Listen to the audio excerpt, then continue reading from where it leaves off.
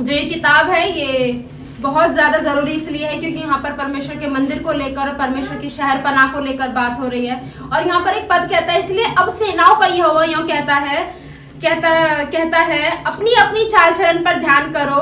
तुमने बहुत बोया परंतु थोड़ा काटा।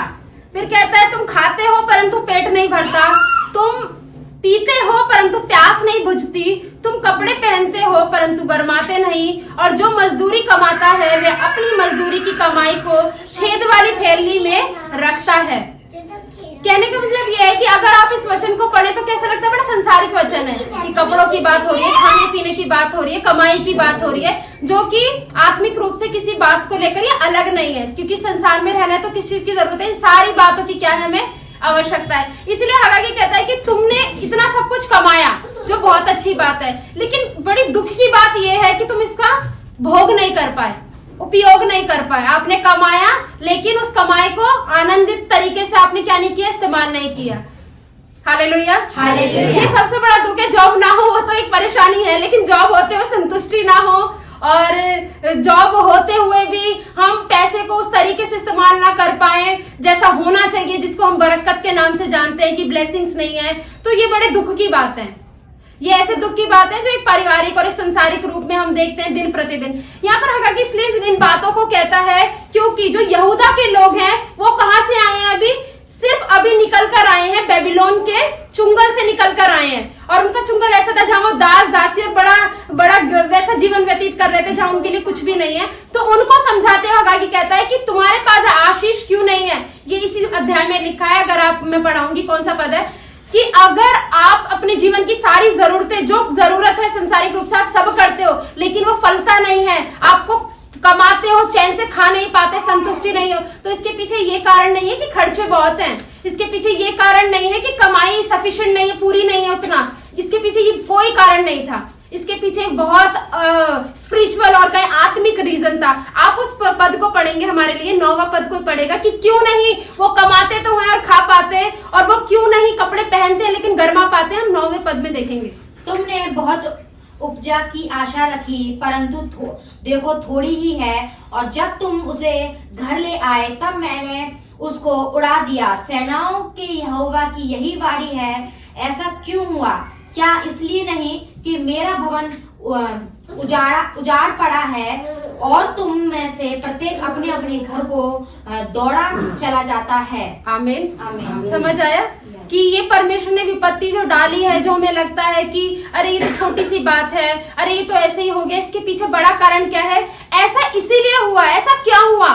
प्रभु खुद कहता है कि तुम्हारे साथ जो आप बीती है ना, जिसका बड़ा कारण यही है कि तुम वहां से बेबीलोन से छुटकारे के साथ, तो अगर तुम आते ही क्या करे, बड़े रश के साथ, बड़ी भाग दौड़ के साथ अपना घर बनाया, अपने बच्चे किए, और अपने गृहस्थी में क्या हो गए, तुम व्यस्त हो गए।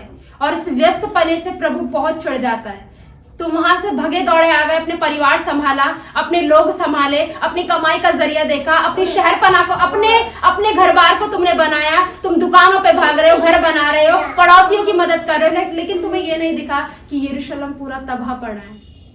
परमेश्वर का चर्च, प्रभु का भवन ऐसा उजाड़ पड़ा था कि वहां पर उन्हें आराधना के विषय में पता नहीं था।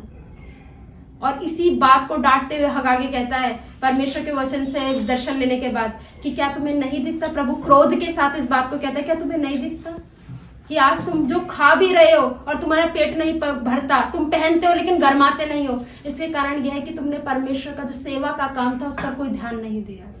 परमेश्वर का भवन उजाड़ पड़ा था, उसकी तुमने कोई सुधि नहीं ली। इसलिए वो कहता है कि मेरा भवन उजाड़ पड़ा है और तुम में से प्रत्येक अपने अपने घर को दौड़ा चला जाता है।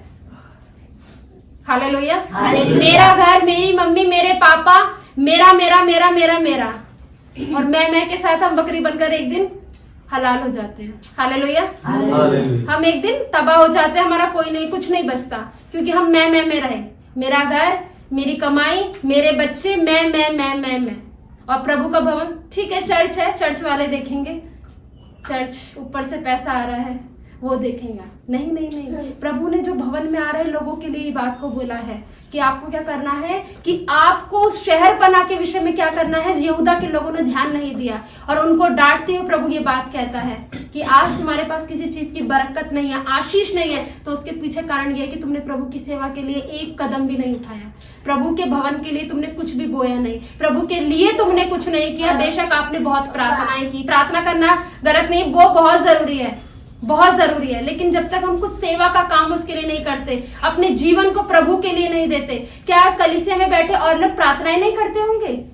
कलीसिया प्रार्थना नहीं करती होगी, बड़ी बड़ी कलीसियाएं प्रार्थना नहीं करती होंगी। आज उनके पासवान मजबूत है, क्या वो प्रार्थना नहीं करते होंगे?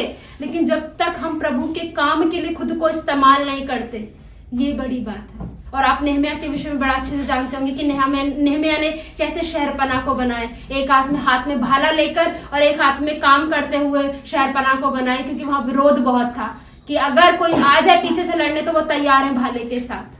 हालेलुया। मूसा की सेवा जब वो थक जाता था, उसके हाथों को पकड़ने के लिए क्या आते थे लोग, सहारे के साथ उसके साथ थे। ये सेवा का काम था और इसी सेवा की यहाँ पर आगे बात करता है। परमेश्वर हमसे चाहता है कि जब तुम प्रभु के भवन में हो तो उसके भवन के लिए कितने तुम जागरूक हो, कितना तुम उसके लिए परमेश्वर के लिए धन्यवादित हो, उसके भवन की चाह कैसी रखते हो। जैसे दाऊद कहता है कि मेरी भवन के, परमेश्वर के भवन को लेकर मेरी चाह, मेरी बहुत बड़ी उम्मीद, बहुत ज्यादा मैं उससे लगाव और प्रेम रखता हूँ। और इसी प्रेम की बात यहाँ आगे परमेश्वर करता है। हगागी से बात करके वो कहता है यहूदा के लोगों के लिए, तो ये बात समझा कि वो मेरे लिए कुछ नहीं करते। आज जब प्रभु ने हमें धन्यवाद का जीवन दिया है, आज प्रभु ने हमें बहुत उत्तम सब दिया है, क्यों ना हम इस धन्यवाद के साथ अपनी निज भेंटों के साथ हम खुद ब खुद प्रभु के लिए इस्तेमाल हो। हालेलुया। हाँ, मैंने धन को इस्तेमाल किया, हाँ मैंने अपने हाथों को प्रभु के लिए इस्तेमाल किया, लेकिन क्या मैं खुद इस्तेमाल उसकी सेवकाई के लिए हुई?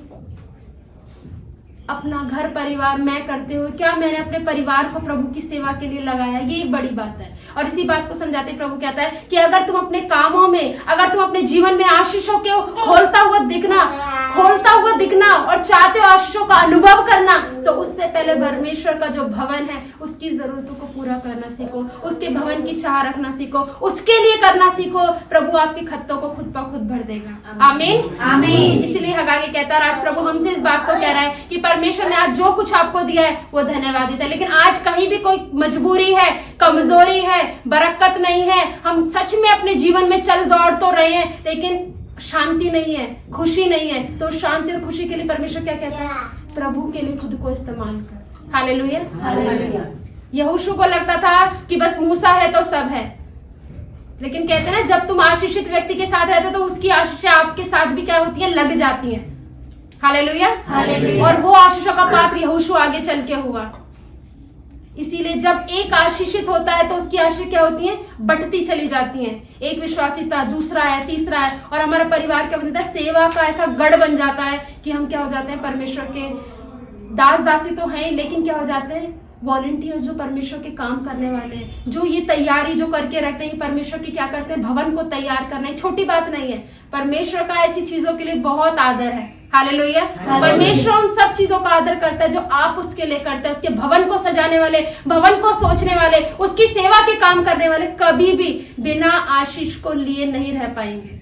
आमीन आमीन। इसलिए प्रभु कहता है कि तुम अपने घर की पड़ी है, मेरा भवन उजाड़ पड़ा है। आज अगर हम अपने ही जीवन को देख रहे हैं और प्रभु के विषय में नहीं सोचते, उसकी चीजों को बनाने के विषय में नहीं सोचते, तो सच में हम ऐसे ही रहने वाले। एक बार और आपके लिए पढ़ती हूँ। तुमने बोया तो था, परंतु तुमने बहुत बोया परंतु थोड़ा काटा। तुम खाते हो परंतु पेट नहीं भरता, तुम पीते हो परंतु प्यास नहीं बुझती, तुम कपड़े पहनते हो परंतु गरमाते नहीं, और जो मजदूरी कमाता है वह अपनी मजदूरी की कमाई को छेद वाली थैली में रखता है। इसलिए प्रभु कहता है, अगर इन सब चीजों को तुम उत्तम चाहते हो, मेरे भवन के विषय में करो, सोचो, प्रभु आपके इन सारे खजानों को, इन खत्तों को क्या कर देगा? भर देगा। आमीन। परमेश्वर आपको बहुत आशीष करे। आइए छोटी सी प्रार्थना करते हैं। सर्वशक्ति